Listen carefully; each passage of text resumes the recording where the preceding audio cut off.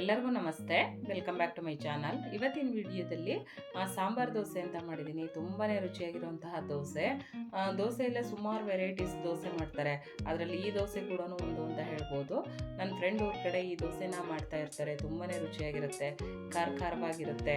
ಈ ದೋಸೆ ಜೊತೆ ಒಂದು ಸಿಂಪಲ್ಲಾಗಿ ಕಾಯಿ ಚಟ್ನಿ ಅಥವಾ ಬೆಣ್ಣೆ ಜೊತೆ ತಿಂದರೂ ಕೂಡ ತುಂಬಾ ಟೇಸ್ಟಿಯಾಗಿರುವಂತಹ ದೋಸೆ. ಎಲ್ಲರೂ ಕೂಡ ಒಂದ್ಸಲ ಟ್ರೈ ಮಾಡಿ ನೋಡಿ.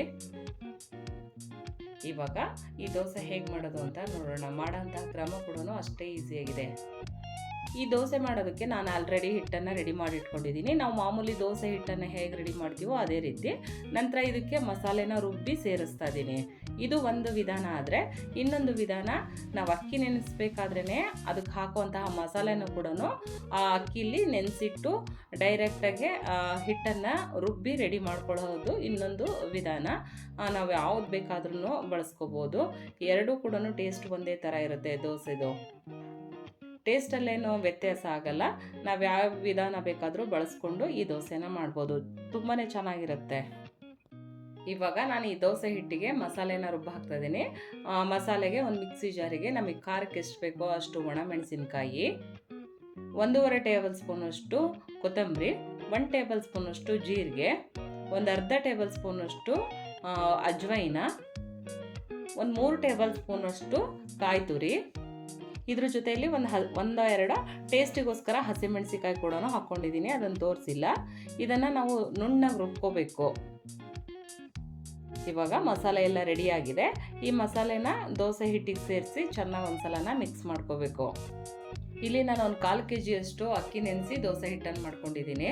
ಅಷ್ಟಕ್ಕೆ ಇಷ್ಟು ಮಸಾಲೆ ಸೇರಿಸಿದ್ದೀನಿ.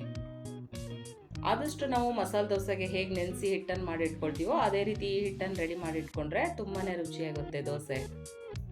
ಇವಾಗ ಮಸಾಲೆ ಎಲ್ಲ ಮಿಕ್ಸ್ ಮಾಡಿದ ನಂತರ ಇದಕ್ಕೆ ಸಣ್ಣ ಹೆಚ್ಚಿದಂತಹ ಕೊತ್ತಂಬರಿ ಸೊಪ್ಪು, ಈರುಳ್ಳಿ ಮತ್ತು ಕರಿಬೇವು, ಈ ಮೂರನ್ನು ಹಾಕಿ ಚೆನ್ನಾಗಿ ಮಿಕ್ಸ್ ಮಾಡ್ಕೋಬೇಕು. ಇವಾಗ ದೋಸೆ ಹಿಟ್ಟೆಲ್ಲ ರೆಡಿಯಾಗಿದೆ. ನಾವು ಮಾಮೂಲಿಯಾಗಿ ಯಾವ ರೀತಿ ದೋಸೆ ಹಾಕ್ತೀವೋ ಅದೇ ರೀತಿ ಈ ಹಂಚಿಗೆ ಸ್ವಲ್ಪ ಈರುಳ್ಳಿ ಎಲ್ಲ ಚೆನ್ನಾಗಿ ಉಜ್ಕೊಂಡು ನಂತರ ನಮಗೆ ದೋಸೆ ಯಾವ ಸೈಜ್ ಬೇಕೋ ಅಷ್ಟು ಹಿಟ್ಟನ್ನು ಹಾಕಿ ಚೆನ್ನಾಗಿ ಒಂದ್ಸಲ ತೆಳುವಾಗಿ ತಿರುಗಿಸಿ ಮೇಲೆ ಸ್ವಲ್ಪ ಎಣ್ಣೆನಾರು, ತುಪ್ಪನಾರು ಇಲ್ಲ ಬೆಣ್ಣೆನಾರು ಹಾಕಿ ಮುಚ್ಚಿ ಒಂದು ಸಲ ಚೆನ್ನಾಗಿ ಬೇಯಿಸ್ಕೊಂಡ್ರೆ ಆಯಿತು.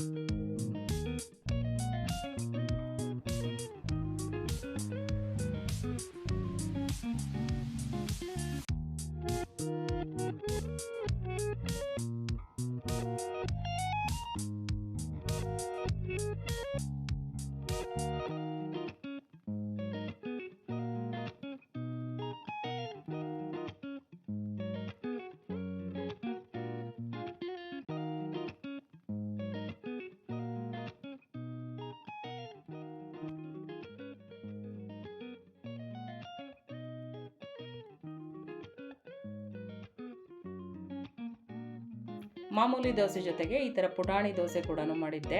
ಈ ಥರ ಪುಟಾಣಿ ದೋಸೆ ನೋಡೋಕ್ಕೂ ಚೆನ್ನಾಗಿರುತ್ತೆ, ತಿನ್ನೋಕ್ಕೂ ಚೆನ್ನಾಗಿರುತ್ತೆ. ಇವಾಗ ಬಿಸಿ ಬಿಸಿಯಾಗಿರುವಂತಹ ಸಾಂಬಾರು ದೋಸೆ ರೆಡಿಯಾಗಿದೆ.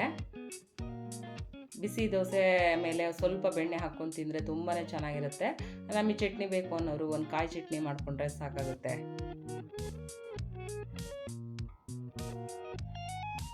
ಎಲ್ರಿಗೂ ಈ ರೆಸಿಪಿ ಇಷ್ಟ ಆಗಿದೆ ಅಂತ ಅಂದ್ಕೊಂಡಿದ್ದೀನಿ. ಈ ರೆಸಿಪಿ ನಿಮಗೆ ಇಷ್ಟ ಆಯಿತು ಅಂತಂದರೆ ಒಂದು ಲೈಕ್ ಕೊಡಿ, ಶೇರ್ ಮಾಡಿ, comment hockey.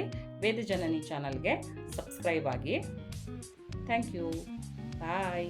Thank you for watching.